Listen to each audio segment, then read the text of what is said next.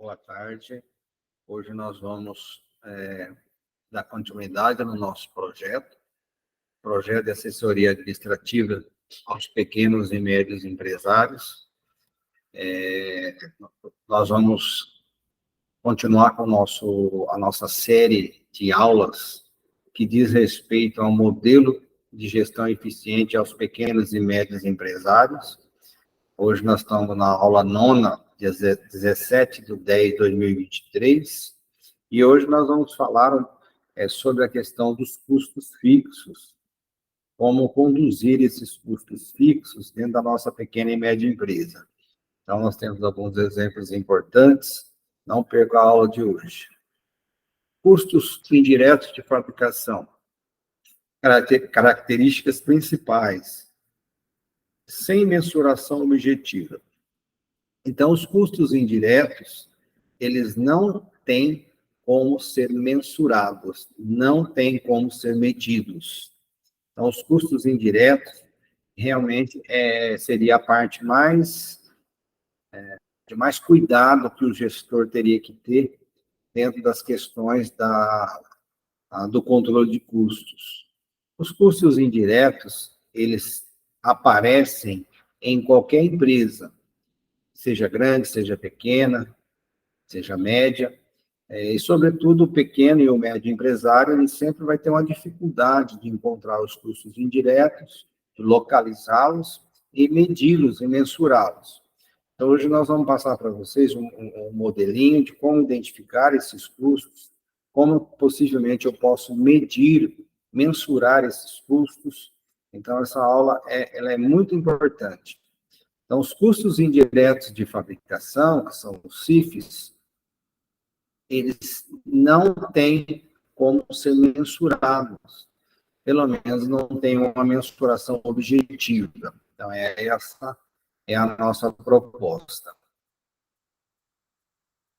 E os custos, quando eles não são mensurados, medidos, tem um dito popular, né? Dentro da empresa vive um balaio de gatos, ou seja, não se consegue descrever esses custos com eficiência, e esses custos vão ficar sendo jogados para lá e para cá, sem a eficiência de uma boa mensuração.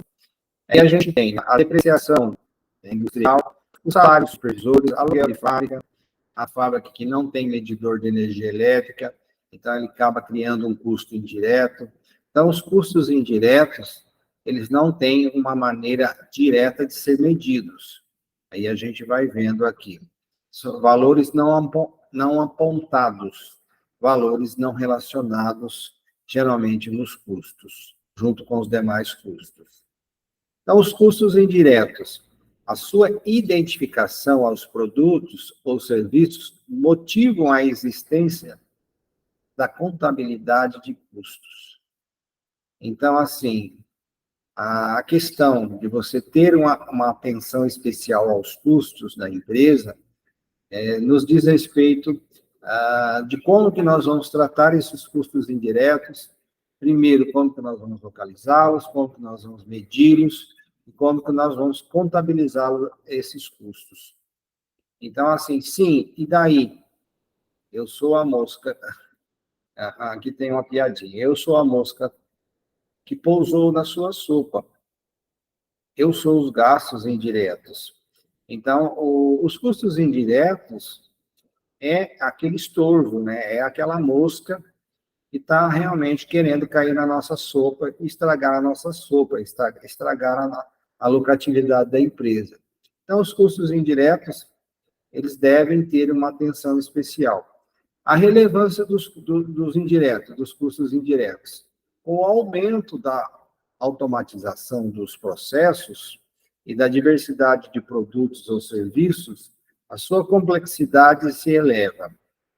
Então, a gente tem aí uma questão bastante curiosa dentro da empresa, né? Com o aumento da automatização, a empresa, quanto maior ou quanto mais ela for automatizada, mais pode haver pode surgir os custos indiretos, né?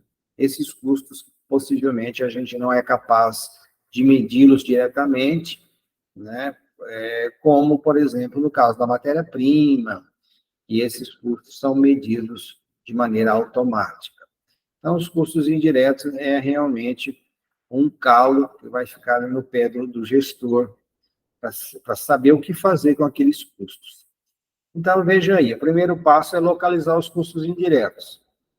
Então, o segundo custeio de absorção, o custeio de absorção é o custeio exigido por lei, né? A empresa ela pode ter qualquer modelo de custeio, desde que primeiro ela tenha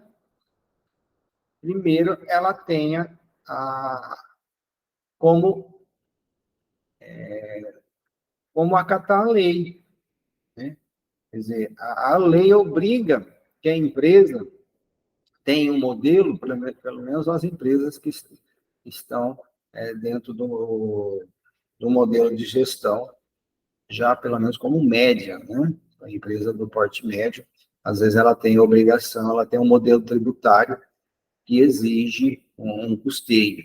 No caso da pequena empresa, do MEI, não, mas as empresas maiores, onde ela tem já uma contabilidade sendo desenvolvida, que vai se chegar lá no lucro real, etc., são modelos tributários que a nossa lei exige um modelo de custeio, que é o modelo de custeio por absorção. Por quê? Porque esse modelo de custeio por absorção, ele tributa a todo o material, toda a produção que está em estoque. Então, a empresa, a legislação do nosso país é assim. Produziu, tem que pagar imposto. Se vender não é problema do fisco. Vender é problema do proprietário. Produziu, tem que vender. Produziu, tem que tributar. Então, o modelo de custeio por absorção, ele vai tributar todo o estoque já acabado. Então, veja, aí, o que acontece? Aqui nós temos, segundo o custeio por absorção, é preciso alocar todos os custos aos produtos, inclusive os indiretos. Divisão dos gastos indiretos e alocação aos produtos ou serviços. Então, os custos indiretos são aqueles custos que nós vamos ter algum tipo de dificuldade para mensurá-lo juntamente com o produto. Nós vamos medir, né, a fração, por exemplo, o aluguel de fábrica. Como que eu vou colocar uma fração ideal do aluguel do salão, do prédio que eu estou produzindo, em cada produto fabricado? Sendo que o aluguel é algo que eu vou pagar lá no final do mês, um valor, e esse valor, independente da minha produção, eu tenho que pagar todo mês, que é o aluguel do prédio da produção. Então, para ter um exemplo. Então, para isso, eu tenho que arrumar uma maneira, uma divisão dos gastos indiretos, para que eu possa alocar, para que eu possa distribuir os custos indiretos, uma fração em cada produto produzido. Para isso, eu tenho que ter uma base de rateio. Então, os critérios externos, para efetuar a divisão ou aplicação à regra de 3, então, a gente tem aí, quanto mais trabalhoso um produto maior o consumo dos custos indiretos de fabricação. Então, a gente tem aí essa menção. Aqui a gente tem um modelinho, onde tem um produto, o alfa, produto gama e a soma. São dois produtos, o A e o B. Vamos colocar o alfa e o gama. A mão de obra direta, o que a gente tem? Então, a mão de obra, desculpa, o material, MD, o material direto. Material direto eu tenho 250 do alfa, 450 do gama, então um somatório de 700. Então, MD é material direto. A mão de obra direta, que é o MOD, eu tenho 300 do alfa, 200 do gama, um total de 500. Então, o que eu faço?